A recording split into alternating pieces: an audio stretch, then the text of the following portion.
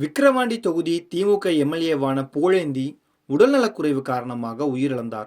நேற்று முதல்வர் மு.க.ஸ்டாலின் பங்கேற்ற பொதுக்கூட்டத்தில் பங்கேற்ற புகழேந்தி மயக்கம் ஏற்படவே முண்டியம்பாக்கம் மருத்துவமனையில் அனுமதிக்கப்பட்டார். அவருக்கு அங்கு தீவிர சிகிச்சை அளிக்கப்பட்டது. இந்நிலையில் அவருக்கு கல்லீரல் புற்றுநோய் பாதிப்பு இருப்பது கண்டறியப்பட்டது. இதையடுத்து மருத்துவர்கள் தீவிர சிகிச்சை அளித்து வந்த நிலையில் சிகிச்சை பலனின்றி இன்று காலை அவர் காலமானார்.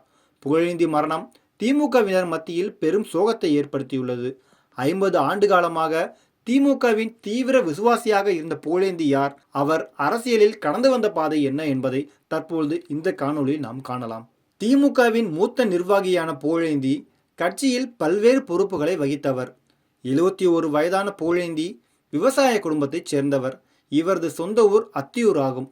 இவருக்கு ஒரு மகன் மற்றும் 3 மகள்கள் உள்ளனர்.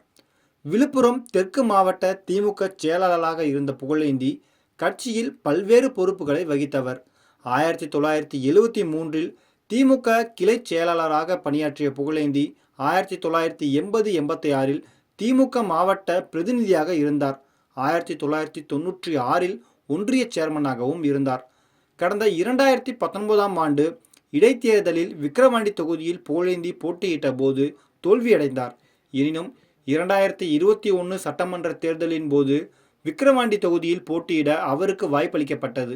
இதில் புகழேந்தி 9573 வாக்குகள் வித்தியாசத்தில் வெற்றி பெற்றார்.